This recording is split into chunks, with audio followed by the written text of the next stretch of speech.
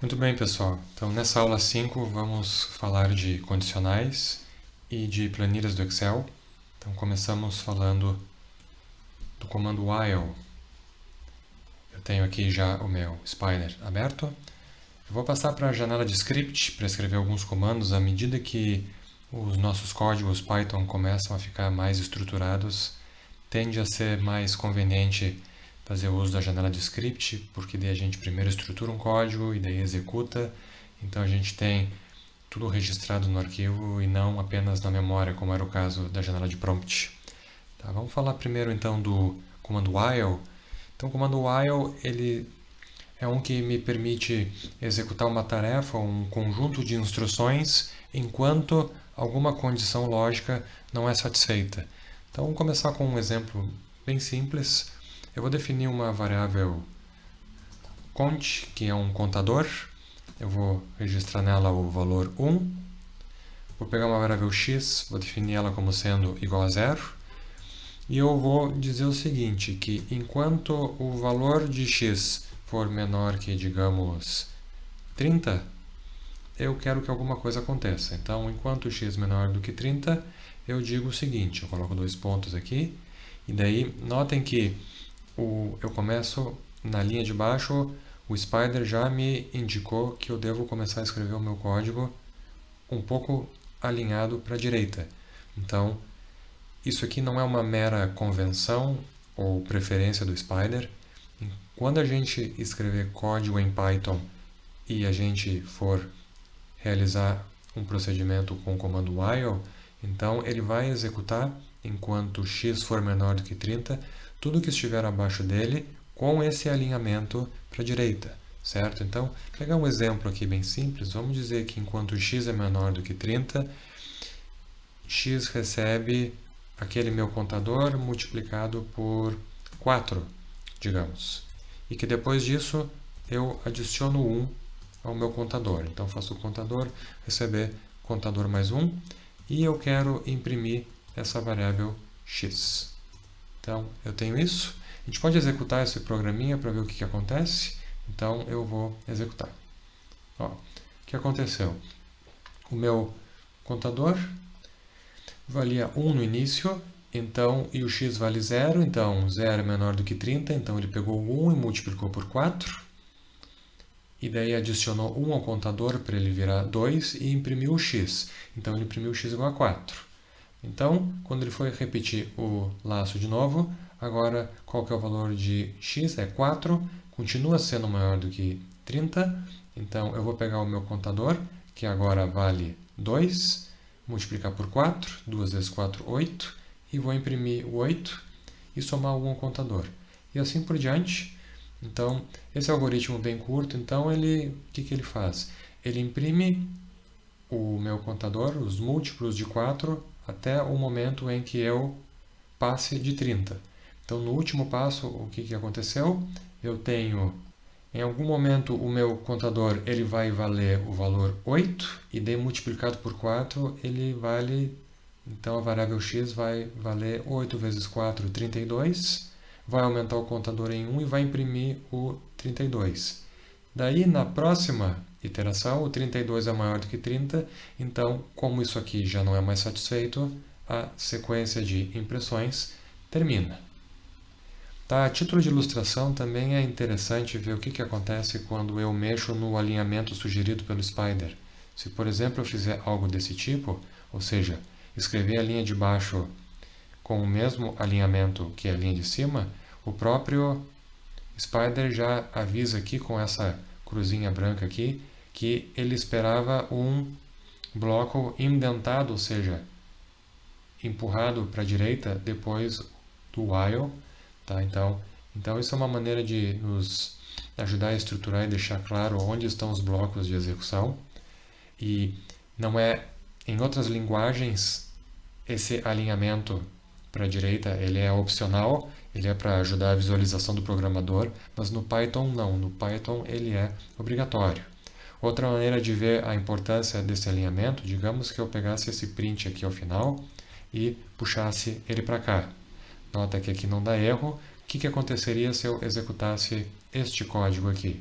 Se eu executar, Ó, ele imprimiu só o 32. Por quê? Porque o 32 é o último valor de x para esse laço, mas esse pedido de impressão ele só ocorre depois que esse laço while aqui fez o seu trabalho.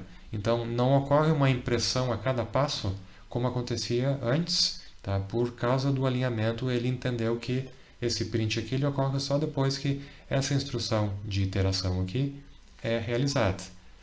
Se eu preferir uma impressão a cada passo, eu coloco aqui de volta, tá? Então eu executo, então ocorre o que era esperado. Bem, o próximo comando condicional que a gente pode estudar, então, é o seguinte, tá? Eu vou apagar aqui, porque esse arquivo, esse texto todo, está tudo gravado para vocês à disposição na nossa página Moodle. Então, vamos discutir o if, então. Eu vou registrar o seguinte, eu vou usar o comando input para receber duas entradas do usuário. Então, vou colocar aqui float, input, e dei aqui um texto. Digite um valor para x. Então, como nós vimos antes, o comando input é para pedir que o usuário digite um valor e esse modificador float para deixar indicado que a variável x vai receber algum número, possivelmente em ponto flutuante. Da mesma maneira, vou pedir mais um valor, vou pedir um valor para y,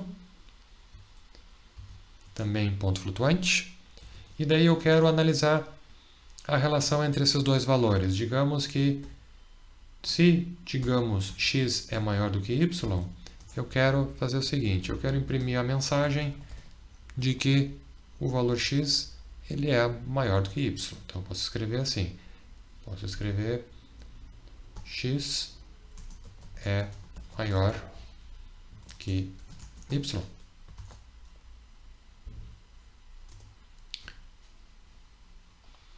Bom, a alternativa que eu tenho é que ele não seja maior, então eu posso dizer, se isso não acontecer, então posso escrever aqui else, eu faço o contrário. Então print, se ele não é maior do que y, então eu vou imprimir que x é menor ou igual a y.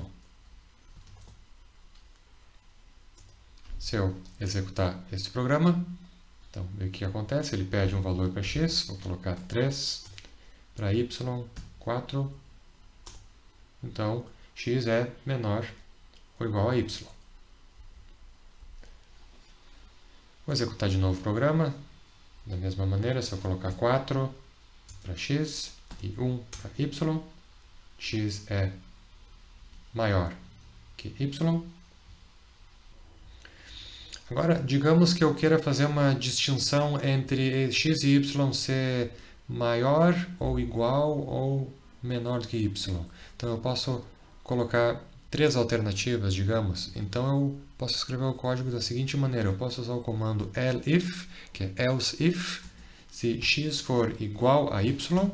Então, em Python, se eu quero comparar dois números e saber se eles são iguais, então o igual eu coloco dois iguais, para testar se x é igual a y. Eu posso escrever aqui então, x é igual a y. E daí eu posso usar o else de novo, else, daí imprimir o outro caso possível, né? X é menor que y. Tá? Então aqui eu tenho um condicional completo. Se eu dou dois números de entrada, x e y, ele imprime para mim aqui quem é maior, qual que é maior, vai imprimir isso se for o caso, ou se for igual, ou se for menor. Tá? Então o alinhamento aqui é importante, como é usual, e estes dois pontos aqui também, toda vez que eu uso o comando if, ou elif, ou else, eu coloco dois pontos e embaixo as instruções que me interessam. Tá? Então aqui, executar mais uma vez, posso colocar aqui 2, aqui 8, tá? X menor do que y. E o outro condicional que eu posso usar é o comando for, onde eu tenho uma variável que ela funciona como um índice e esse índice vai modificando e executando o que estiver abaixo de acordo com o valor desse índice. Então, eu vou ilustrar aqui um exemplo. Então, vou escrever for i in, daí vou escrever aqui range 0, 10. Então, aqui é a instrução de que eu quero que o y varie de 0 a 9. Eu quero que ele faça o quê? Eu quero que ele imprima alguma coisa, digamos i mais 10. Tá? Então, vou apagar aqui, nós já discutimos isso. O que esse comando aqui faz? Eu vou executar.